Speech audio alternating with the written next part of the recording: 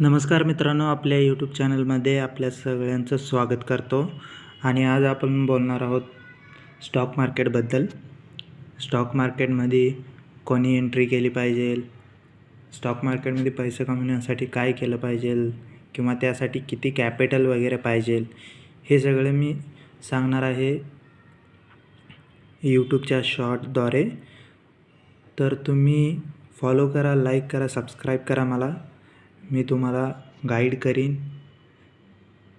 Stock मार्केटमध्ये पहिल्यांदा आल्यानंतर काय करायचं पाहिजे, काय नाही केलं पाहिजे, ते माहीत असणं खूप गरजेचं आहे मित्रांनो.